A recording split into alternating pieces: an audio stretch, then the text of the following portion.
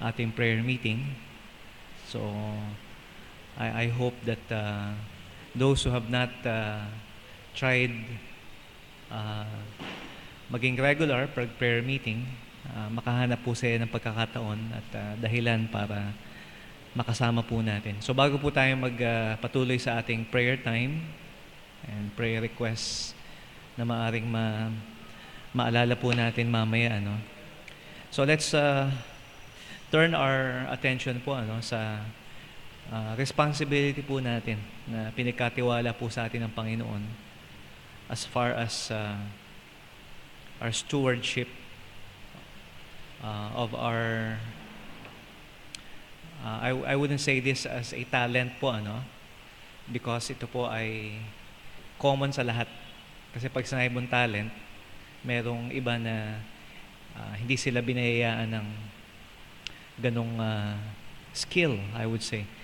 So I'm talking about yung sa Matthew chapter 6 about prayer.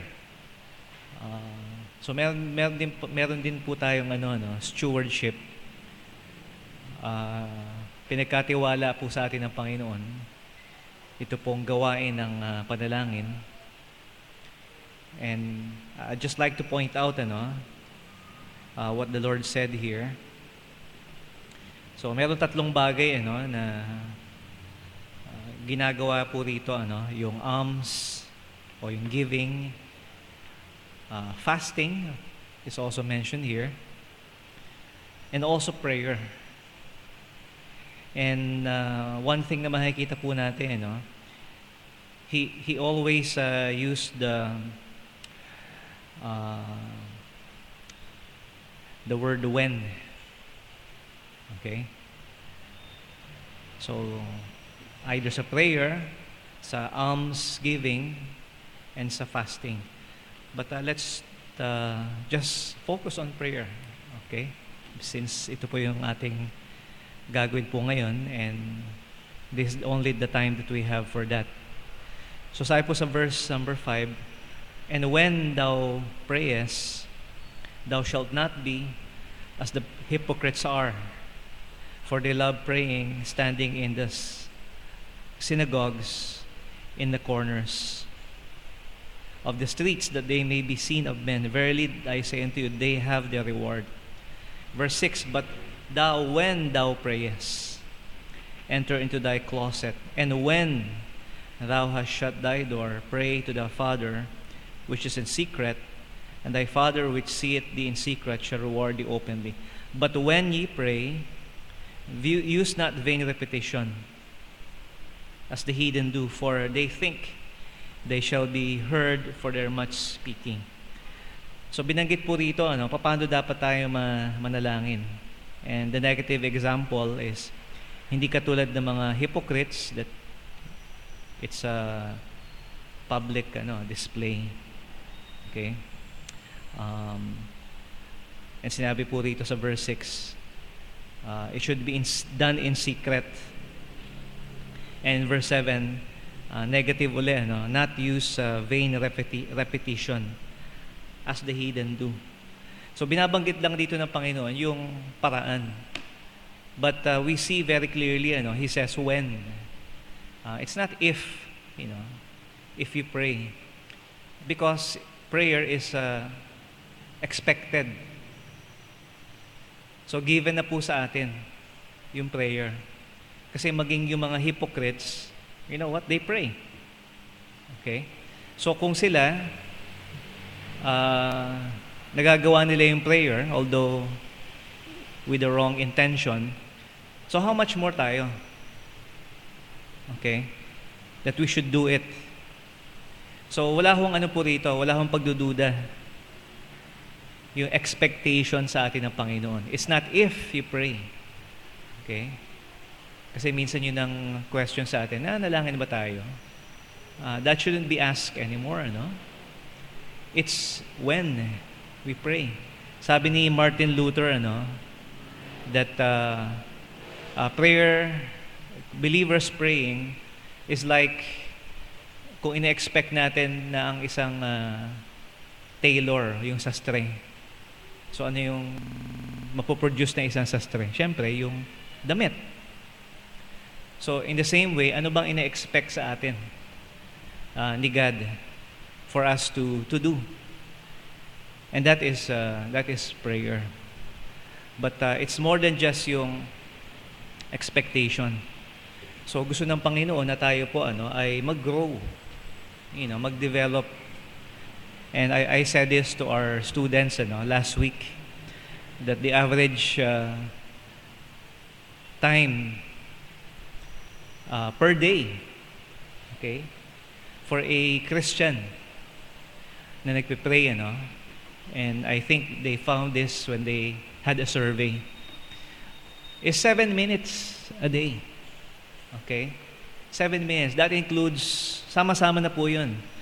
When you pray, when you get up, and before you eat, and before you go to sleep. So, i-total mo lahat yun sa isang araw, it averages to 7 minutes. Okay, so, that's not very much, okay, compared to the other things that we do. Pero nabanggit ko po yan, dahil meron akong nabasa, it's from a book. The title is Outliers, The Story of Success. It's not per se a Christian book. Pero meron siyang binibigay na how would I say it? Parang thesis is this: if you spend a lot of time at a certain task, your level of skill depends on how much time you spend on that task. And the length of time na binigay po niya si the author is Graham Gladwell is 10,000 hours. Okay? So it's like this. If you spend 10,000 hours on a certain task, your level of skill is considered mastery na or expert.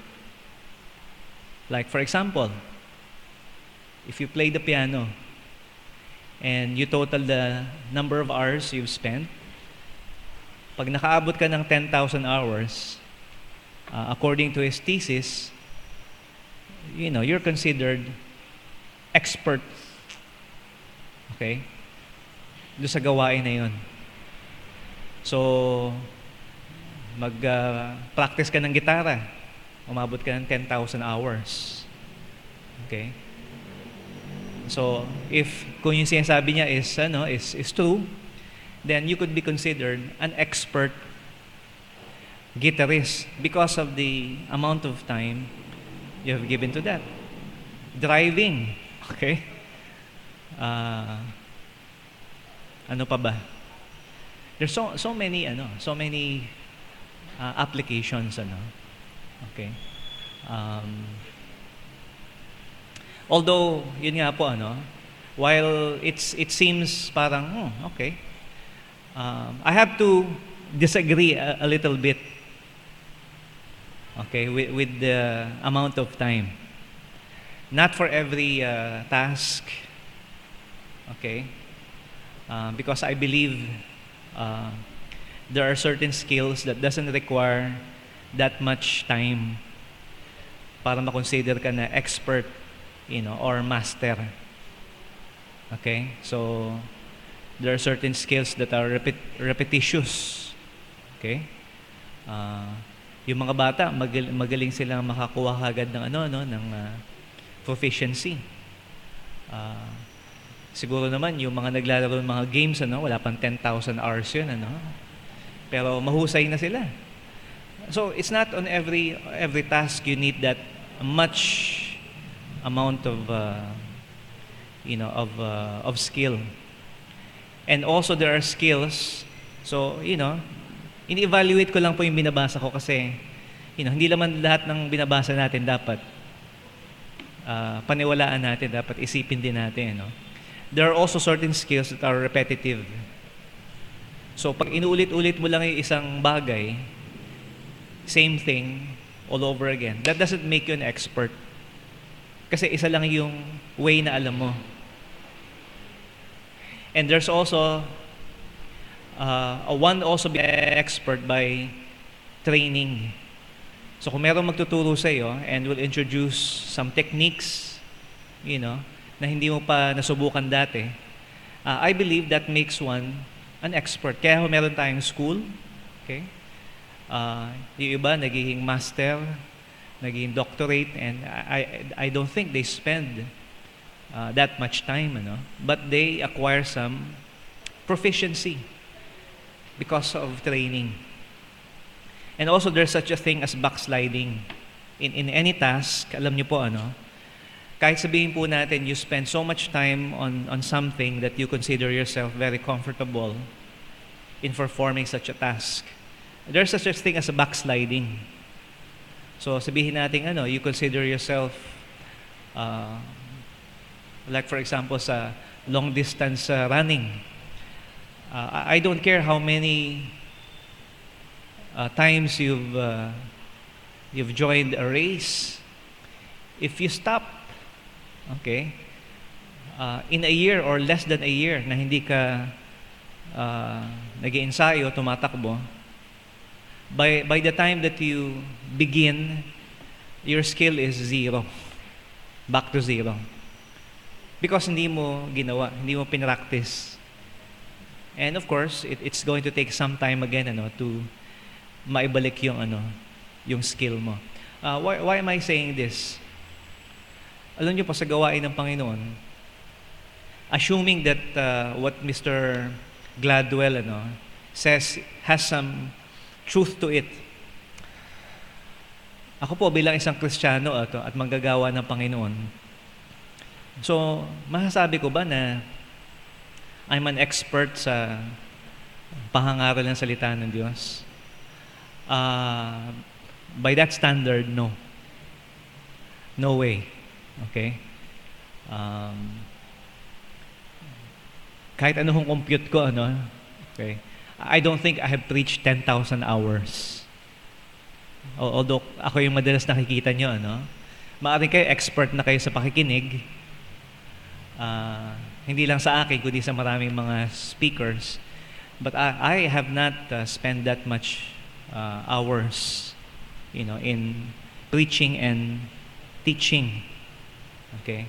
Maybe we have some expert teachers because they teach long hours a day. Okay? Ano may pinag-uusapan natin? Prayer. So, ang tanong po, expert ba tayo? Can we consider ourselves masters? Is our skill, if we could call praying, a kind of skill or a discipline, can we honestly say that we are experts? Now, ito, kinumpute ko, kung sabihin po natin na tanggapin ko yung standard, and it's a very high standard by that book, The Story of Success, that 10,000 hours praying. So, para sa akin lang po, inisip ko kanina. So, ibig sabihin nun, simula nung naging Kristiyano ako nung 14 years old hanggang ngayon, from the day na nasave ako, naligtas ako, hanggang ngayon, every day I should have been praying 50 minutes a day. For me to be able to say, I've done my 10,000 hours of praying. But sad to say po, palay ko mas malapit ako dun sa 7 minutes average. And that's not even 10% of yung sa standard of that book. So, what are we saying here? So, alam niyo po, through constant practice, alam niyo po, maari po tayong maging ma-develop yung ating pong prayer life. Okay? And of course, mahalaga rin na natututo tayo by the Word of God. You know, ah, kasabay po yung prayer life po natin, yung pag-grow po natin in maturity. Pero ang pin-point out ko lang po, we have not been good stewards. Okay? Pagdating sa prayer. Alam niyo po, ang masasabi ko lang po, na masasabi kong expert na po ako, kung pagdating sa 10,000 hours, malinaw na malinaw po, expert ako sa kain, tsaka sa tulog. Palagi ko, lampas na ako na, sa 10,000 hours. Simula nung pinanganak ako hanggang ngayon. You know. And so, what I'm saying is this, mahalaga po yung time na nabibigay po natin. And the Lord really knows how much time talaga na binigay natin sa prayer. Because sometimes we're not really praying, and there are times na hindi naman tayo talaga nakapikit, pero alam ng Diyos na hanalangin tayo sa Kanya. So, this is not something po that should... So, kailangan ba nating actually bilangin yung hours and times that we do this? Hindi ho yun ang point. But meron po mga tao na umaasa din sa atin. And sometimes I feel embarrassed that people would ask me to pray for them. And I don't, because I forget. And people are, for some of us, iniisip nila na malaking bahagi sa buhay natin, yung prayer, kaya sila lumalapit sa atin. But God knows. And so we need to try. Maaaring hindi tayo umabot dun sa ganong standard in the near future. Hopefully, before we die, okay, makaabot tayo doon. But ang sinasabi ko lang po, mga minamahal, we need to do more than expected. God expects us to pray. Okay? All I'm saying is we need to do more than what is expected of us. Sa pagkakataon po na binibigay po sa atin, sana gamitin po natin yun. Okay, so sige po. So bago po tayo manalangin,